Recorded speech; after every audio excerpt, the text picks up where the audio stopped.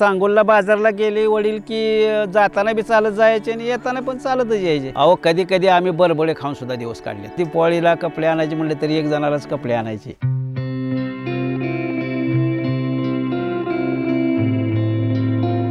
काय सुद्धा नव्हतं पहिले, गिरण नाही ना काय नाही, आपली जात्यावर गिरण जात आपल्या घरातल्या जात्यावर दळायचे।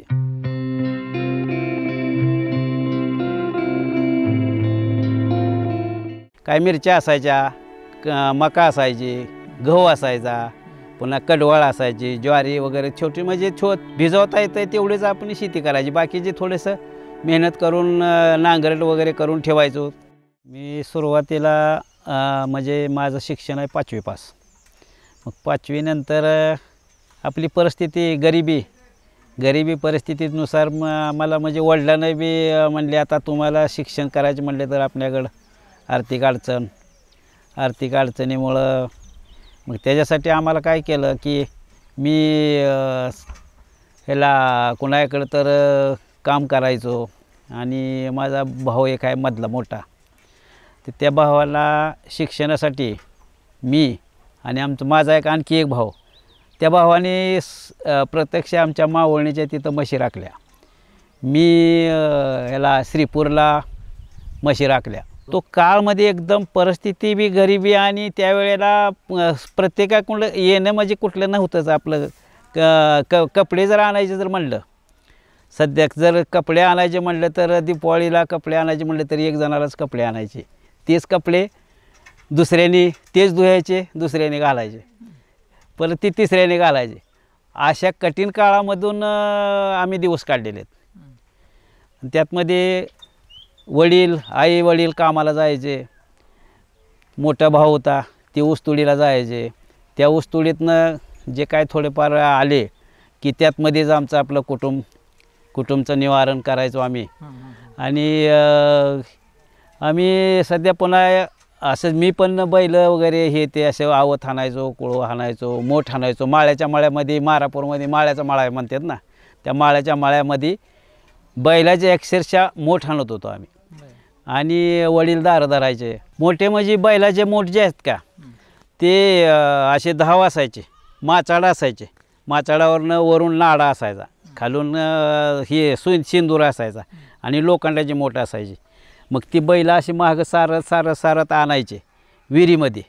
आणि विहिरीत नंतर ती मोठ भरली, त्या मोठ्याला खालून होल असायचा आणि त्याला ती क्लिप असायची। ती असं पाण्यावर दाब बसला का ती क्लिप उचलायची, अशी उचलली पाणी भरलं का अशी मोठ हल्लं हा म्हणलं का बैल मोहर चालली का ती क्लिप उभी जी राहिलेली आहे ना ती पडायची। ती पडल्यानंतर काय व्हायचं की ती मोठ भरलेली असायची, पाणी त्यातनं सांडायचं नाही। आणि वरती गेल्यानंतर एक माचाडा असायचा, त्या माचाडावरनं वरून नाडा असायचा आणि खालून सिंदूर असायचा, खालून कणान वरून चाक। चाकावर वर गेल्यानंतर ती मोठ्याला काय असायचे महाग एक असे हे असायचं, ते काय करायचे ते ह्याच्यामधून मोठ अशी वाकडी झाली का ते हौदात पाणी पडायचं, ते पाटाने पाणी शेतामध्ये। मग वडील दार धरायचे आणि तसं करत करत रोज नाही म्हणलं तरी बी 15 गुंठ 20 गुंठ 15 गुंठ 20 गुंठ रोज पाण्याने भिजवायचो शेती।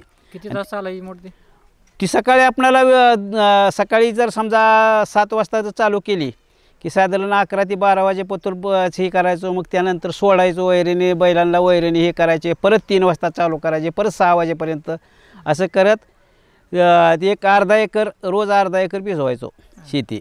काय मिरच्या असायच्या, मका असायची, गहू असायचा, पुन्हा कडवळ असायची, ज्वारी वगैरे छोटी म्हणजे तेवढंच जेवढं आपल्याला भिजवता येतं तेवढेच आपण शेती करायची। बाकीचे थोडंसं मेहनत करून नांगरट वगैरे करून ठेवायचो। ते असे त्या कठीण काळामध्ये दिवस काढत असेच आम्हाला म्हणजे आमचे चुलता आले, म्हणले भजू येते का तुम्ही भरती निघाले रेल्वेकडं?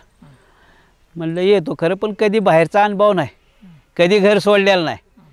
आणि पहिलीच वेळ जर घर सोडायचे म्हणले तरी बी जेवायला धाकधूक व्हायला, आपल्याला मस्त भरती आहेत म्हणतात खरं, पण आपण कधी गाव सोडून कधी बाहेर देशात गेलो नाही।